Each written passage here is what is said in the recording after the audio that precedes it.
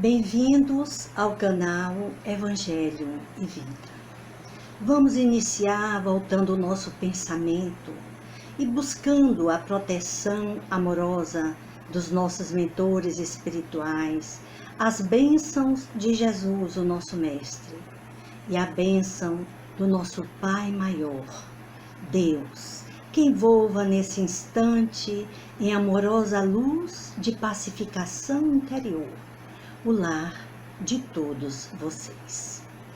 É com grande satisfação que hoje nós vamos trabalhar um assunto que muito me agrada, que é a questão da família. A família de Zebedeu foi assim um achado maravilhoso. Eu não esperava de encontrar João, o evangelista, foi assim por acaso, quando comecei lendo um trechozinho de um comentário, um texto muito criativo e muito elucidativo do livro A Boa Nova, da autoria de Humberto de Campos. Então vamos começar então só citando o trecho de que nós vamos tratar hoje. Depois nós buscaremos as elucidações do autor, certo? Então vamos, ouvindo isso, nós vamos trabalhar hoje com o Evangelho de Mateus, capítulo 20, versículo 24 a 28, e também o Evangelho de Lucas, no capítulo 22, versículos 24 e 27. Ouvindo isto, os 10 começaram a indignar-se contra Tiago e João. Chamando-os, Jesus lhes disse: Sabeis que aquele que vemos governar as nações as dominam, e seus grandes a tiranizam. Entre nós não será assim. Ao contrário, aquele que dentre vós quiser ser grande, seja o vosso servidor. E aquele que quiser ser o primeiro dentre vós, seja o servo de todos. Pois o Filho do Homem não veio para ser servido, mas para servir e dar a vida em resgate por muitos. E nós ficamos assim pensando, por que Jesus fez essas colocações neste momento, não só com os filhos de Zebedeu, mas com os apóstolos, os 10 que estavam ali intrigados. Então nós nos apropriamos neste momento de um trabalho de Humberto de Campos. Ele conta sobre a família de Zebedeu. Eu vou ler só alguns trechos para fazermos algumas chamadas, tá certo? Na manhã que se seguiu a primeira manifestação da sua palavra defronte do Tiberíades, o mestre se aproximou de 2 jovens que pescavam nas margens e os convocou para o seu apostolado. Veja bem que aproximação maravilhosa. Filhos de Zebedeu, disse bondoso, desejais participar das alegrias da Boa Nova? Tiago e João, que já conheciam as pregações do Batista e que já o tinham ouvido na véspera, tomados de emoção, se lançaram para ele, transbordante de alegria. Mestre, mestre, exclamaram felizes, como já se fossem irmãos bem-amados. Tudo bem, ficou por aí, Jesus fez o convite e eles retornaram para casa. Conversaram com sua mãe, Salomé. Ora, Salomé era uma mulher muito ativa, uma personalidade também ambiciosa. E como toda mãe, com os cuidados do filho, né? Por onde andam os filhos, onde vão os filhos, com que andam, o que estão a fazer. Só que veja bem, a ideia que eles tinham dos hebreus naquela época, e como também existia também no meio dos romanos, também a ideia em geral é que o reino é um reino material. Nós estamos vendo que até hoje nós ainda nos encontramos numa sociedade ainda materialista. Nós vivemos numa sociedade em que a família está em crise. A família está em crise, tendo em vista os valores e o padrão materialista e competitivo. É a questão dos lugares, das melhores situações, vem aquela questão das conveniências. Então, em vez de estarmos cooperando numa comunidade, que nós, como nós estaríamos, ou deveríamos estar acostumados em família, nós já vamos para uma selva de competição e de individualidades. E no tempo de Zebedeu, no tempo de Jesus, também era por aí, só que não com o avanço tecnológico que temos hoje, que hoje os desafios são bem maiores. Mas a família de Zebedeu era muito bem constituída. Zebedeu era um idoso muito bom financeiramente, muito bem em situações financeiras, casado com Salomé, que era na época a irmã de Maria, a mãe de Jesus. Os filhos de Zebedeu, portanto, Tiago e João, eram primos de Jesus. Então veja, por aí já havia uma afinidade muito boa. Com o convite, eles falaram para a mãe e Salomé, aproveitando da situação, com aquela esperança de que há um reino, um novo rei vai chegar e dominar pelo poder, há uma dominação material. Ela queria cargos de relevância para os seus filhos e foi ter com Jesus. Jesus, porém, não atendeu a solicitação dela e fez um questionamento. Será eles beberão o cálice que eu vou beber? Ela ficou intrigada e desconcertada, porque os discípulos já olhavam desconfiados e atentos à conversa.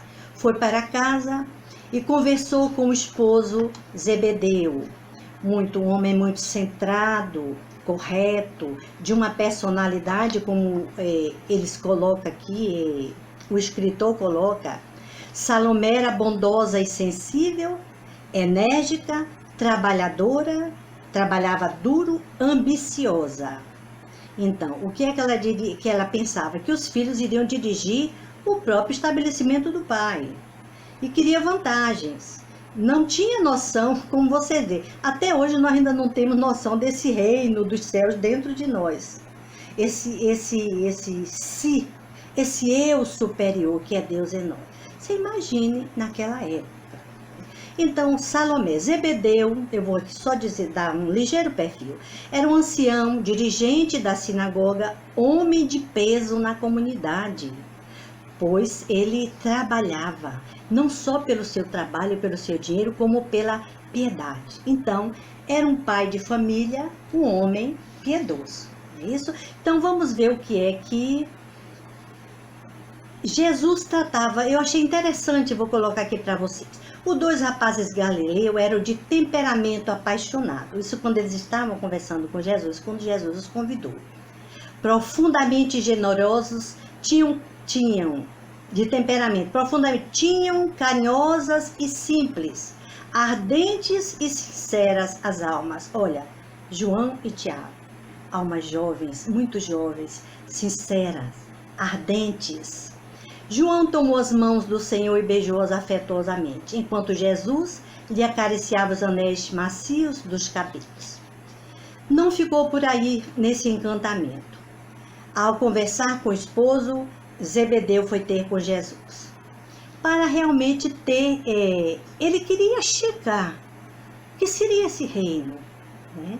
O que estaria preparado para os seus filhos, porque também estava desconfiado, né? João Batista também dizia que era o Messias, eles estavam desencantados. Depois João Batista já não era mais o Messias. E aí essa notícia que o Messias era Jesus. E ele afirmava que ele era como é o enviado do Pai.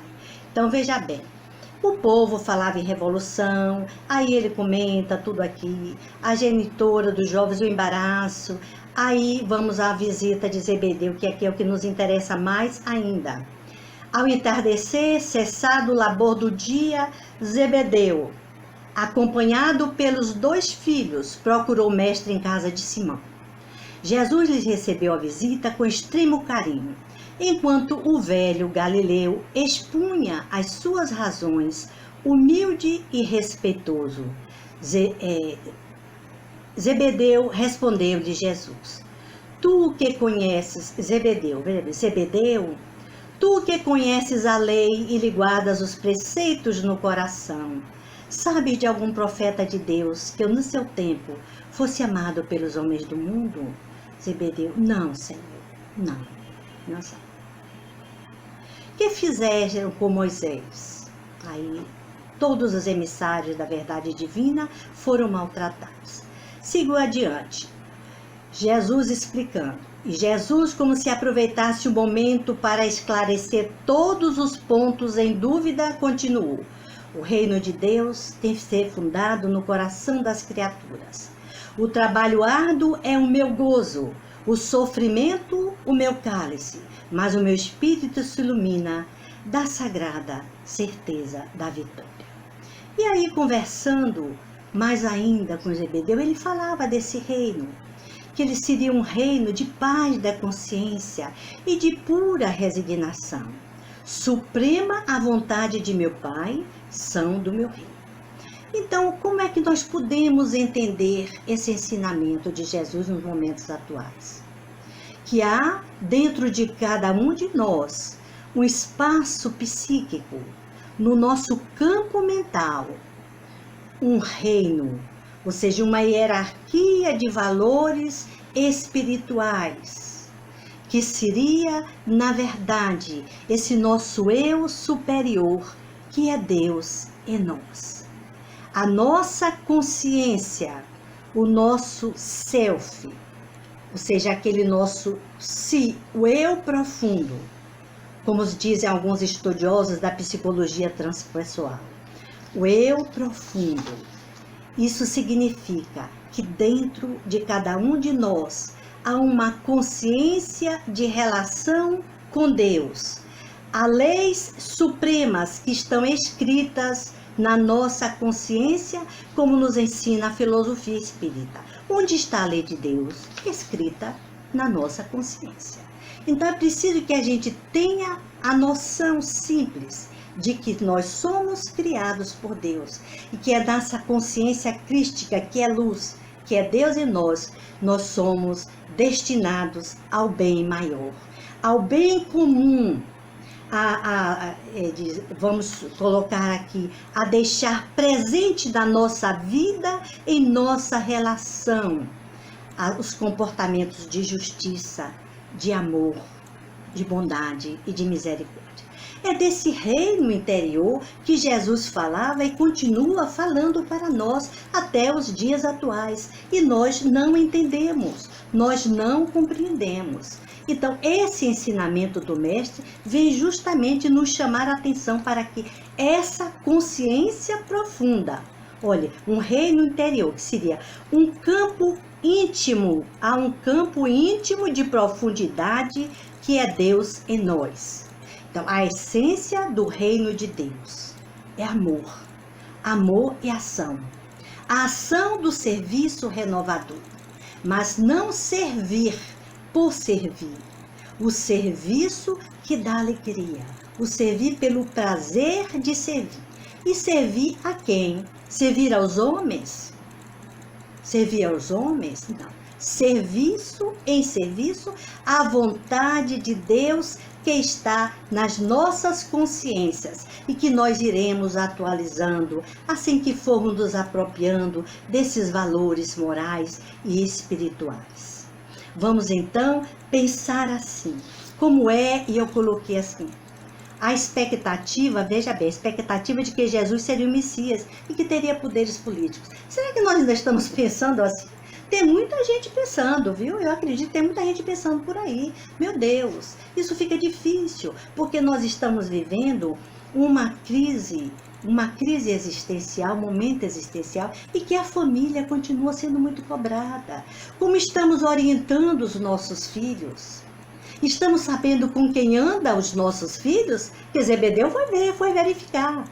Salomé também estava atenta, então nós estamos diante de uma família centrada, harmoniosa, interessados no bem comum dos seus filhos, e Zebedeu foi realmente de forma muito objetiva, saber o que iria Jesus realizar através da consciência dos seus filhos, na orientação dos seus filhos a partir daquele momento.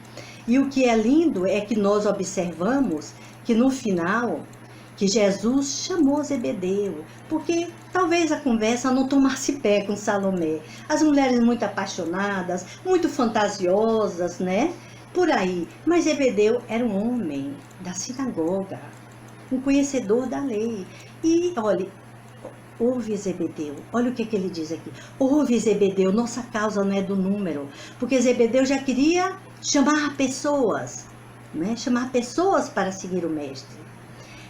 É a da verdade e do bem. É certo que ela será um dia causa do mundo inteiro, mas até lá precisamos esmagar a serpente do mal sobre os nossos pés. Por enquanto, o número... Aí ele vai dizendo, né? A multidão, aí Zebedeu perguntou. Então, Senhor, o evangelho não será bom para todos?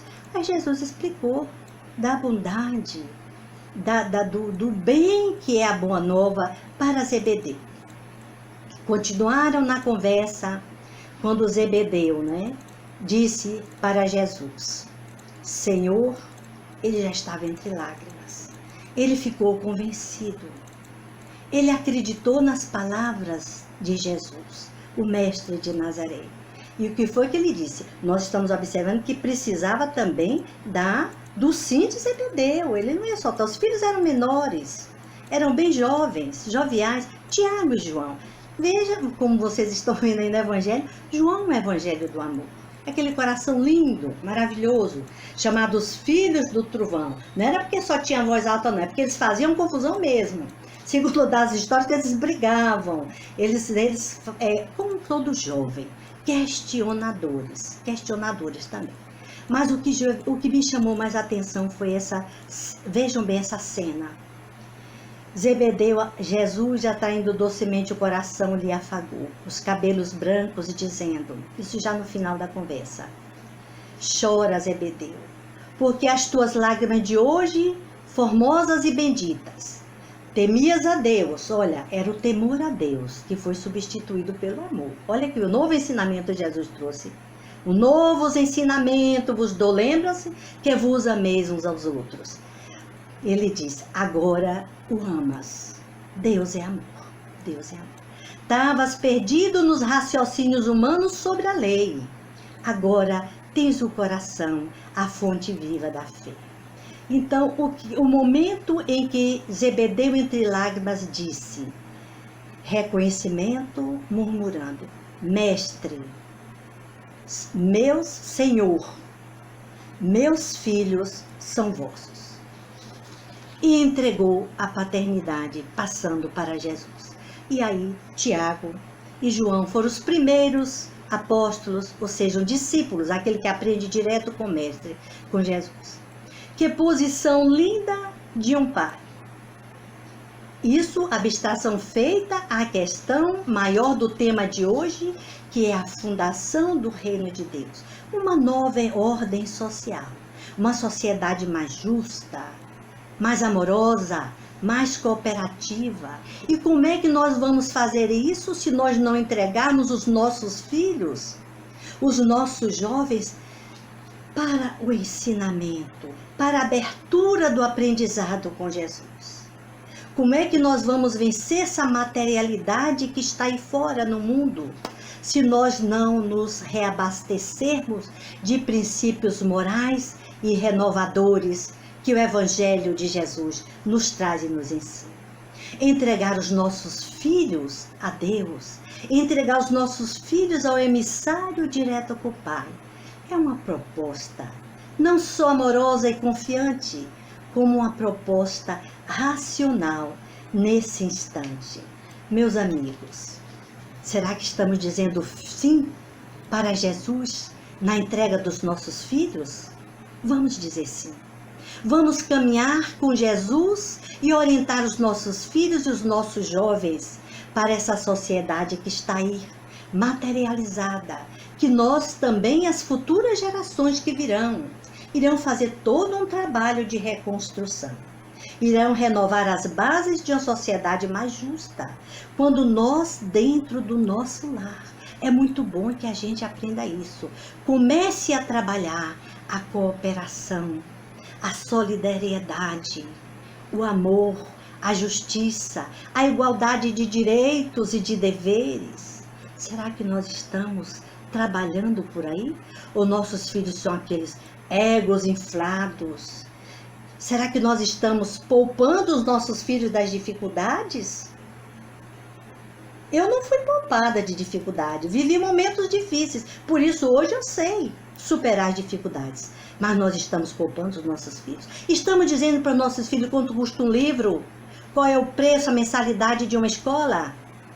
Numa sociedade ainda burguesa, que estudar é luxo, educação é luxo, onde os governos fecham escolas e abrem presídios.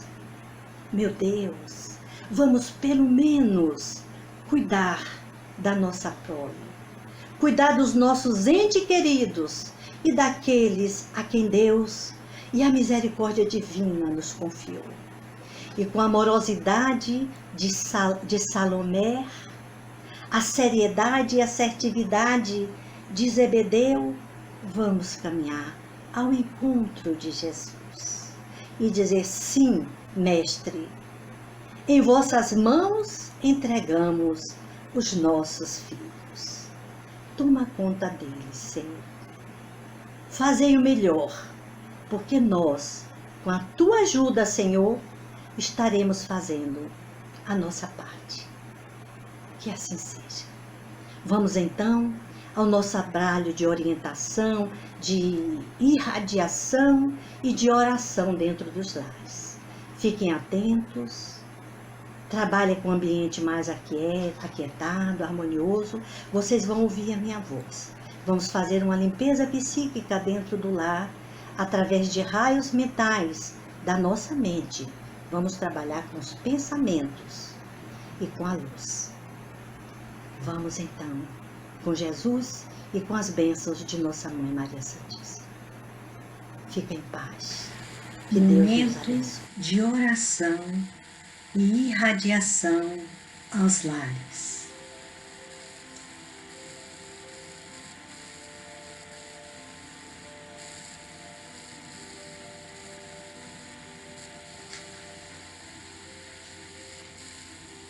Sente-se confortavelmente. Aquiete a sua mente. Ouça a música.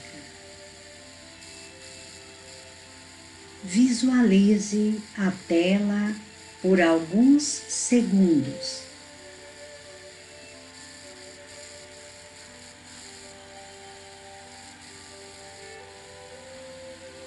Sinta neste momento as vibrações amorosas de nossa Mãe Maria Santíssima, chegando ao seu lar.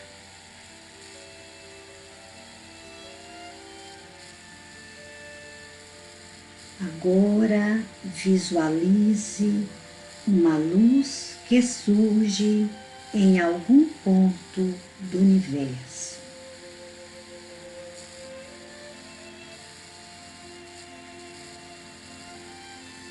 Essa luz emite raios refrigerantes e pacificadores que envolvem todo o ambiente do seu lar neste instante.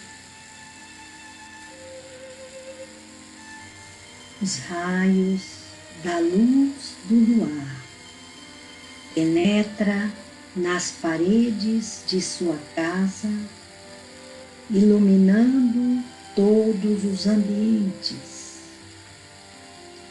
Vai até a sala de estar, sala de refeições,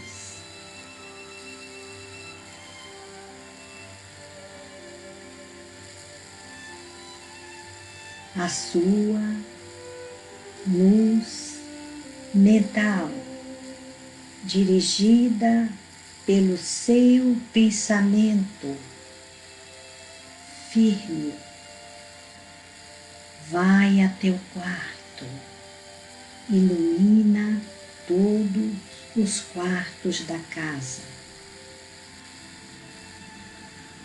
cozinha e demais ambientes do seu lar. Continue visualizando e dirigindo essa luz. Mantenha-se concentrado. Ouça a minha voz que lhe acompanha neste instante. Sinta e visualize os pensamentos de tristeza, ódios, mágoas, e visualize-os como folhas secas que se desprendem de você e saem pela janela. Deixe-os ir.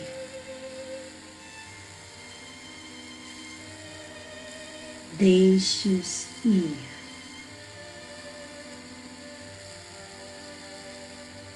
Sinta agora uma brisa suave, um vento leve, movimentando energias balsâmicas e curadoras dentro do seu lar.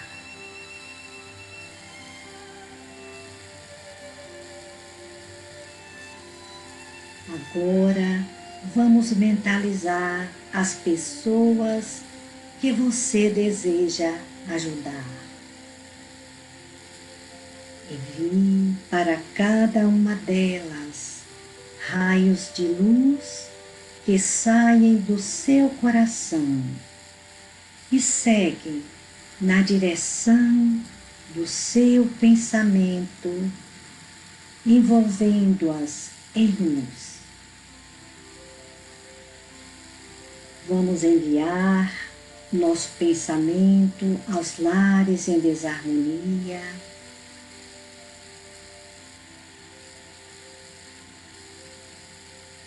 os doentes nos leitos, nos hospitais, casas de detenção,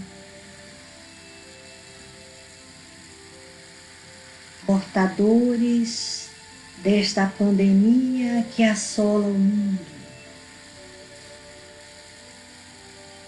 enviando também a nossa luz para os servidores da saúde, pesquisadores,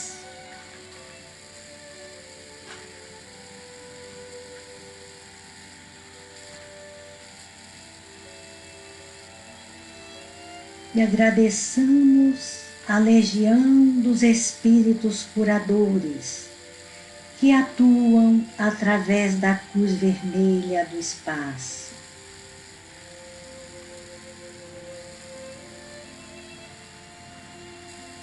Roguemos ainda pela paz do mundo, a harmonia entre todas as nações.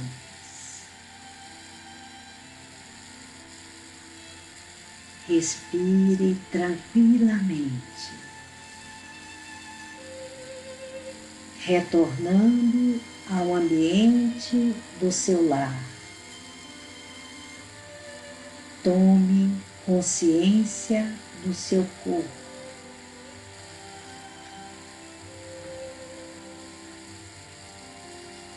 E agradeçamos todas as bênçãos aqui recebidas, repetindo do fundo dos nossos corações: gratidão, gratidão, Senhor, gratidão, Senhora Mãe Santíssima, paz em todos os lares do mundo. Assim seja.